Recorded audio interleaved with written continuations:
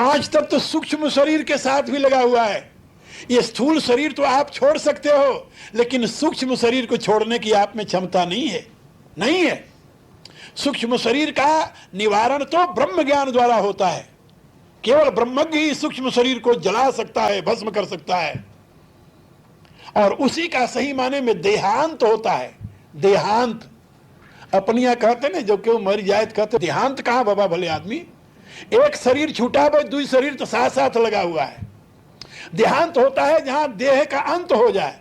देह का अंत माने जहां न तो स्थूल शरीर रही, न सूक्ष्म शरीर रही, न कारण शरीर रही। ये 3 शरीर है। जो रोज मैं कहता हूं ना कि 3 बार प्रणव का नाद करो। 3 बार क्यों करो भाई? 3 बार इसलिए करो कि एक स्थूल शरीर से ऊपर उठाओ अपने को, फिर सूक्ष्म शरीर से ऊपर उठाओ अपने को, फिर कारण शरीर से ऊपर उठाओ अपने को, तब तुम आत्मा के ज्ञान को ग्रहण करने के काबिल बनोगे। इसलिए 3 बार प्रणव का नाद करते हैं, जिससे तीनों शरीरों से ऊपर उठ जाए। और स्थूल शरीर तमोगुण का है, सूक्ष्म शरीर रजोगुण का है, और कारण शरीर जो बुद्धि है वो सतोगुण की है। बात समझे? और जब इन तीनों गुणों से परे हो जाओगे तो कहते हैं गुणातीत। ये गुणातीत जब तक आप समाधि में नहीं पहुंचते तब तक कभी नहीं हो सकते, असंभव है। गुणातीत होने के लिए तो समाधि को प्राप्त करना आवश्यक है। इसके लिए कठोर साधन किया जाता है, वो केवल बात से नहीं हुआ जाता। हा? एक संत कहा करते थे कि ये जो लोग बात पढ़ करके, किताब से सुन करके, कहीं से व्याख्यान देने लगते हैं, इससे काम नहीं बनता। करनी बिनु कथनी अज्ञानी दिन रात। ये संत हुए हैं हमारे यहाँ भारत में, एक बड़े अच्छे संत हुए हैं, उनका नाम था नारायण स्वामी। उन्होंने लिखा है, कथनी बिनु करनी बिनु कथनी कथे, अज्ञानी दिन रात, कुकर ज्यों भूषत फिरे सुनी सुन। हाँ, उन्होंने कहा कि करनी नहीं है, साधना नहीं की, और व्याख्या कर रहा है, तो वो तो उसकी वही गति है कि सुनी सुनाई बात को कुत्ते की तरह वो अपना दोहरा रहा, भूखता जा रहा। इसलिए मैं आप लोगों को बता रहा था कि साधन करो। भगवान ने गीता के 2 अध्याय में बात समझाई अर्जुन को, श्रुति विप्रतिपन्नाते यदा स्यात् निश्चला समाधवो चला बुद्धिस्तदा योगम वाप्स्यसि। क्या कहा? कहा बहुत सी बातें सुन करके जो तुम्हारी बुद्धि भ्रमित हो गई है, जब तक इसको तुम दूर नहीं करोगे तब तक समाधि में तुम्हारी बुद्धि अचल नहीं हो सकती। श्रुति विप्रतिपन्नाते यदा स्यात् निश्चला समाधवो चला बुद्धिस्तदा योगम वाप्स्यसि। जब सुनी हुई बातों से तुम्हारी बुद्धि जो भ्रमित हो गई है, ये जब इसको अलग कर दोगे तुम, तब समाधि के द्वारा तुम्हारी अचल बुद्धि तुम्हें प्राप्त होगी। बिना समाधि के अचल बुद्धि की प्राप्ति नहीं होती, ये बात याद रखो। और वो साधना जो है वो करने से होता है, वो कहीं आकाश से नहीं टपकेगा। गुरु कृपा होती है उसमें, वही मुख्य कारण होती है, लेकिन चलना तो अपने को पड़ता है, करना अपने को पड़ता है। बिल्कुल सही, इसमें कोई संदेह नहीं। गुरु कृपा के बिना वो साधना नहीं हो सकती, नहीं की जा सकती, लेकिन करना अपने को होता है। गुरु मार्गदर्शक होता है, साथ में शक्तिदाता भी होता है, लेकिन जब करने के लिए कोई चले तब ना। यहां तो करना बड़ा कठिन है, बहुत कठिन है। मृत्यु का, इसमें जरा भी संदेह नहीं, मृत्यु का वर्ण करना, और जो मृत्यु का वर्ण करने के लिए तैयार हो जाए वही इस प्रकार की साधना में प्रवृत्त हो सकता है। ये सबके बस की बात नहीं है। मैं अभ्यास के समय अपने जब कक्ष में प्रवेश किया तो उससे पहले मैंने अपने शिष्यों को बुलाकर कह दिया था कि यदि हमारे कमरे से, वहाँ पर नित्य प्रति हमारे लिए एक व्यवस्था थी, ऐसे छोटी सी खिड़की थी, उसमें दूध रखने की, जो कि मैं उठ करके ले लेता था पीने के लिए। तो मैंने उन लोगों से कहा कि यदि ये दूध पड़ा रह जाए, मैं न उठाऊं, तो 7 दिन तक इंतजार कर लेना। 7 दिन तक कुछ डिस्टर्ब नहीं करना। 7 दिन जब बीत जाए तो 8वें दिन धीरे से किवाड़ खोलना और फिर मेरे शरीर को देखना, फिर उसको सुरक्षित रखना तुम महीने तक। और यदि शरीर वैसे रह जाए फिर तो तुम इंतजार करना, कुछ और मैंने क्रियाएं बताई कि ये क्रिया मेरे साथ करना। और यदि शरीर बिगड़ने लगे तो उसको फिर विदा कर देना। मरने की पूरी तैयारी करके तब योगी साधना में प्रवृत्त होता है। वो खिलौना नहीं है, गीत नहीं है गाने का, वो अध्ययन नहीं है, पढ़ाई नहीं है, बहुत मुश्किल का काम है। अभी मेरे एक शिष्य हैं योगानंद, मेरे बड़े प्रिय शिष्यों में, यानी ये समझ लो कि मेरे प्रधान शिष्य हैं, और उनको लोग छोटे गुरुजी कहते हैं यानी भारत में। अभी कल मेरे पास फ़ोन आया वहाँ से कि उन्होंने अपने आप को एक कमरे बंद कर रखा है, 24 घंटे में एक बार 1 चम्मच शहद और 1 नींबू लेते हैं, पानी में 1 गिलास डालकर। साधना में है वो, क्योंकि उसमें प्राणायाम की ऐसी क्रियाएं होती है जिसमें आदमी यदि कुछ खाता है या अधिक आहार करता है या कोई भी ऐसी वस्तु, उससे मल बनेगा। और आप ध्यान में बैठे, ध्यान आपका प्राण की गति ऊर्ध्व गति हो गई, मल आपके शरीर में पड़ा हुआ है तो मल सड़ेगा तो अनेक प्रकार का रोग पैदा कर देगा। इसलिए पेट को ऐसी अवस्था में रखो जहां मल न बन सके। और ऐसे पदार्थ योग में ऐसी ऐसी क्रियाएं हैं, जैसे आपने हम लोग वो क्रिया जब करते हैं, जैसे पानी पी रहे हैं तो पानी पी रहे हैं मुंह के द्वारा, और वही पानी उसी प्रकार से यदि गुदा के द्वारा निकलने लगे शौचालय के रास्ते से, वैसे पानी बिल्कुल जैसा पिया है वैसे निकलने लगे, तब समझते हैं कि अब शरीर शुद्ध हो गया, समाधि में बैठने के योग्य बना है। उससे पहले नहीं। यदि आप पानी पी रहे हैं, उसके साथ पानी निकल रहा, अभी पीलापन है पानी में, या पानी में किसी भी प्रकार का यानी विकृति है, तो अभी आप ध्यान में बैठने काबिल, समाधि में बैठने काबिल नहीं है, क्योंकि शरीर बिल्कुल मल रहित होना चाहिए। और फिर वो, और ये होता है, हम तो लोगों कराते रहे रोज यानी ये प्रक्रियाएं, और ऐसे मेरे बहुत से शिष्यों ने किया है।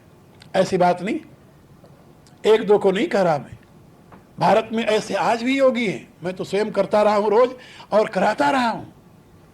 ये क्रियाएं हैं, उस क्रिया का नाम है शंख प्रक्षालन।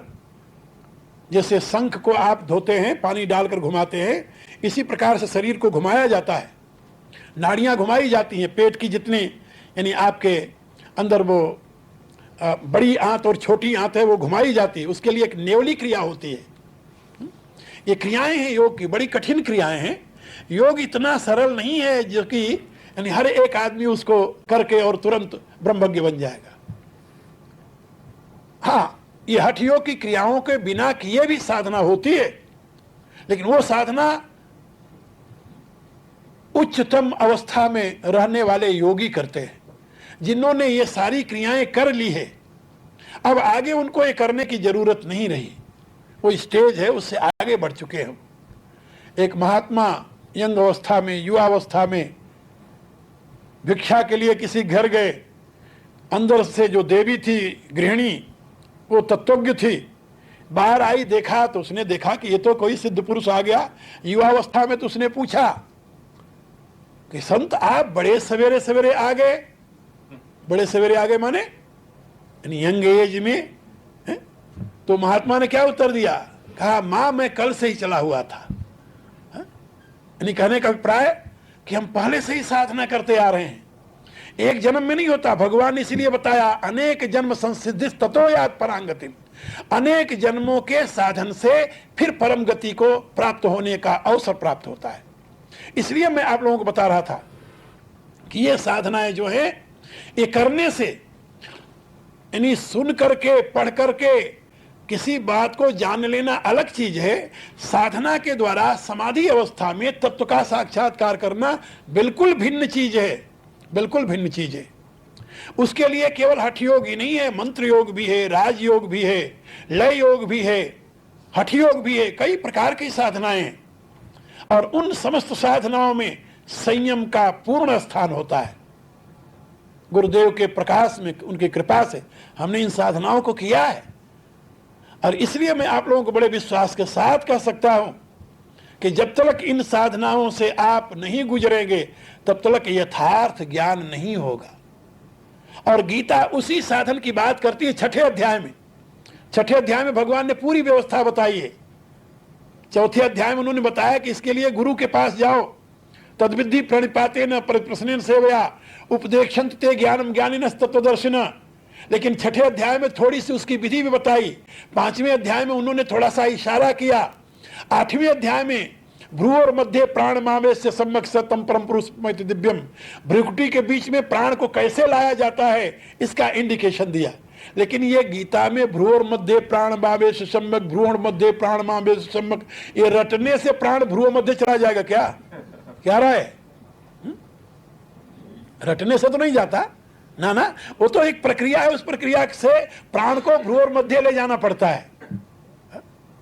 ये जो आपकी अंदर की ये तालू के तरफ में एक छोटी सी जिह्वा है, उसको काग जिह्वा अपने यहाँ कहते हैं, ललरी कहते रहे अपने देश की भाषा में। छोटी सी जिह्वा, मांस का एक टुकड़ा लटकता रहता है ऐसे अंदर, उसके पीछे एक छिद्र है, बहुत सूक्ष्म सा छिद्र है। प्राणायाम करते समय जालंधर बंध लगाने के पश्चात मूल बंध और उड्डयन बंध के साथ फिर प्राण को उस सुषुम्ना नाड़ी से उस छिद्र के द्वारा ऊपर ले जाया जाता है। फिर वहां से होकर के तब यहां प्राण आता है। ऐसे नहीं कि आपने लंबी लंबी श्वास ली तो प्राण यहां पहुंच गया, इतने जल्दी नहीं होता है। उसके लिए प्रक्रियाएं, ये साधनाएं। तो मैं आपको बता रहा था कि ये योग विद्या जो है, ये गीता को क्या कहा भगवान ने? योग शास्त्र। ये इमम गुह्यतमम शास्त्रम, ये गुह्यतम शास्त्र है। गीता में भगवान ने छठे अध्याय में उसको संकेत किया है और उसका नाम रखा है आत्म संयम योग। छठे अध्याय का नाम है आत्म संयम योग, षष्ठो अध्याय। तो आत्मा को संयम करने के लिए, आत्मा का नियमन, आत्मा माने मन, यहां पर मन का नियमन करने के लिए, मन का संयमन करने के लिए भगवान ने विधि बताई है।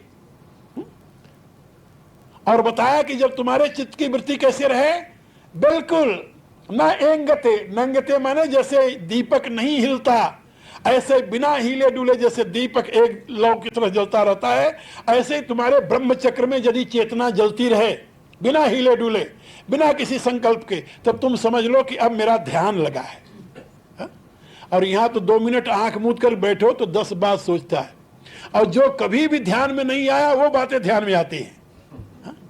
कभी कभी साधक लोग घबरा जाते हैं, पूछते हैं कि भगवान, जब हम जो कोई नहीं सोचते, जब ध्यान में आंख बंद करके बैठो तो वही ध्यान में आता है, क्यों आता है ऐसा? तो एक उसका कारण है, याद रख लो। जब आप गंदी नाली को साफ करने लगते हो ना, तो जो बदबू उसके अंदर दबी रहती है वो फिर बाहर निकलती है। तो जैसे दबी हुई बदबू जब बाहर निकले तो ये न सोचो कि इसको दबे रहने दो, ना ना, उसको निकालो, साफ करो। इसी रूप से जब आप एकाग्र होकर बैठते हो तो जितने संस्कार बुरे आपके दिमाग में बैठे हुए हैं, इंप्रेशन लेकर के, यानी अपने संस्कार लेकर के बैठे हुए हैं, वो सब धीरे धीरे बाहर निकलना शुरू करेंगे। और जब वो बाहर निकलने लगे तो घबराओ नहीं, हा? उनको फेस करो, उनका सामना करो। जो आप सोचते हो आपके ही संस्कार है, कहीं बाहर से नहीं आए हैं। और एक दिन ऐसे निकलते निकलते जब वो निकल जाएंगे तब आपका चित्त शांत होने लगेगा, फिर आपको अभ्यास का आनंद आने लगेगा। लेकिन शुरू में वो निकलेंगे और उनसे यदि आप घबरा गए तो आप साधन छोड़ बैठेंगे, न इधर के रहेंगे न उधर के रहेंगे। इसलिए गीता में ब्रह्म विद्या के साथ साथ योग शास्त्र की बात भगवान ने समझाई है। तत्व ज्ञान का उपदेश भी दिया है और तत्व ज्ञान की अनुभूति की विधि भी बताई है उन्होंने। यदि आप अनुभूति की विधि को अपने जीवन में उतारते हैं फिर आप गीता के योगी बनते हैं। ब्रह्म विद्या का परिणाम क्या है? कहा संन्यास। और योग विद्या का परिणाम क्या है? कहा योग। इसलिए गीता में संन्यास और योग ये दोनों साथ साथ चलता है। और भगवान ने छठे अध्याय के प्रारंभ में यह बात समझा दी कि अर्जुन, संन्यास और योग ये दोनों एक दूसरे से जुड़े हुए न है। संन्यस्त संकल्पो योगी भवत कश्चन। जब तक अपने संकल्पों का संन्यास नहीं करेगा तब तक कोई योगी नहीं बन सकता। और जो योगी नहीं है वो कभी सन्यासी भी नहीं बन सकता। भगवान ने बताया जो योगी नहीं है वो सन्यासी नहीं बन सकता, जो सन्यासी नहीं है वो योगी नहीं बन सकता। इसलिए योग और सन्यास यानी ब्रह्म विद्या और योग ये दोनों साथ साथ चलते हैं। तो मैं आप लोगों को ये समझा रहा था कि गीता जो है वो केवल तत्वबोध ही नहीं प्रदान करती, साथ साथ आपको क्रियात्मक जीवन जीने की विधि भी बताती है। और उसकी सबसे बड़ी जो घोषणा है गीता की वो ये है कि दुनिया में कोई ऐसा व्यक्ति नहीं है जो बिना काम किए एक क्षण भी रह सके। ये सबसे पहली घोषणा है गीता की। नहीं कश्चित क्षणमपि जात तिष्ठत कर्मकृत। दूसरी घोषणा है गीता की कि यदि तुम कर्म बंधन से बचना चाहते हो तो उसके लिए एक ही उपाय है, मयि सर्वाणि कर्माणि सन्न्यस्य अध्यात्म चेतसा। अध्यात्म भावना के द्वारा सारे कर्मों को मुझे समर्पित कर दो। भगवान कहते हैं सारे कर्मों को अध्यात्म चेतसा माने अध्यात्म चित्त से, अध्यात्म भावना से, अध्यात्म ज्ञान के प्रकाश में सारे कर्मों को परमात्मा को समर्पित कर दो। अध्यात्म ज्ञान क्या है? जिसके प्रकाश में हम सारे कर्मों को भगवान को समर्पित करेंगे। अध्यात्म ज्ञान को ही ब्रह्म विद्या बताया है। जो गुरु के द्वारा सुना, जो शास्त्र के द्वारा पढ़ा, वो ज्ञान, उस ज्ञान के प्रकाश में उसमें आस्था युक्त होकर के ये अनुभव करते हुए कि ये सारा विश्व एक परमेश्वर की विभूति है, एकांशेन स्थितो जगत।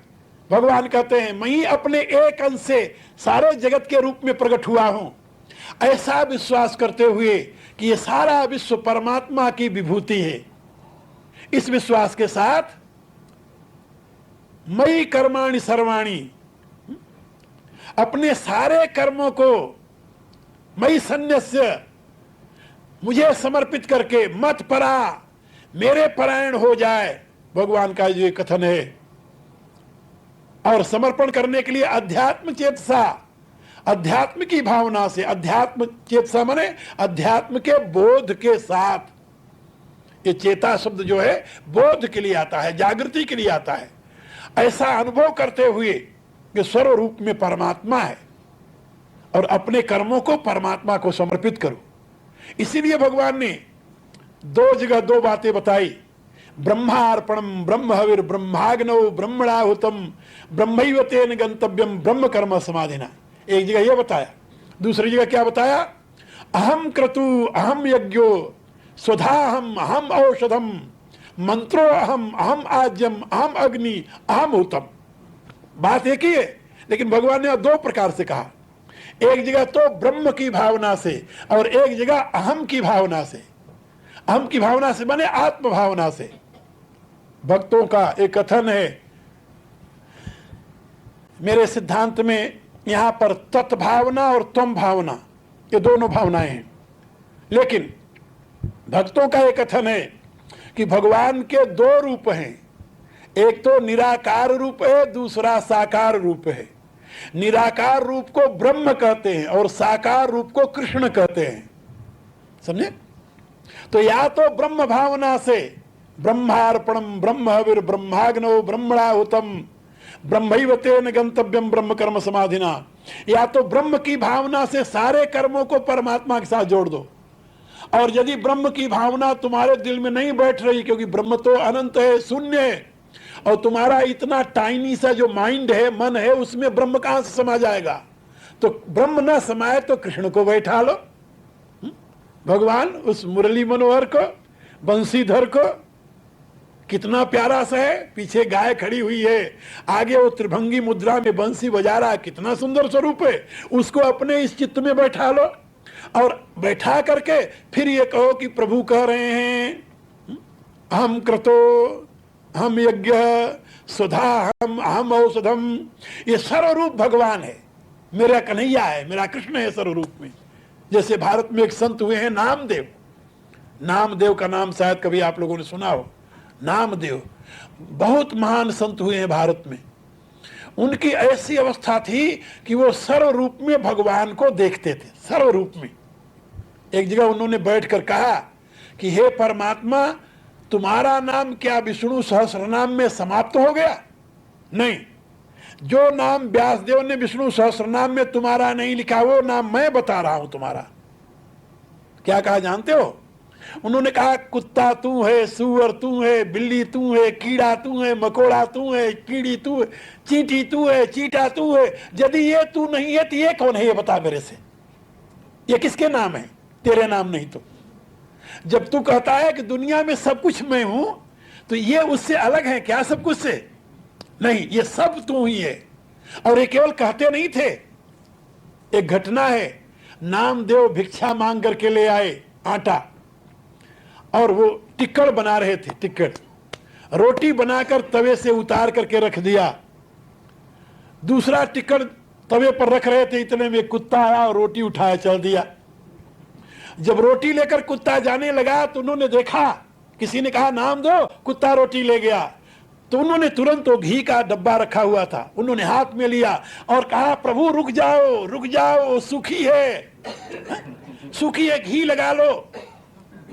कुत्ते के पीछे घी का कटोरा लेकर के दौड़े नामदेव।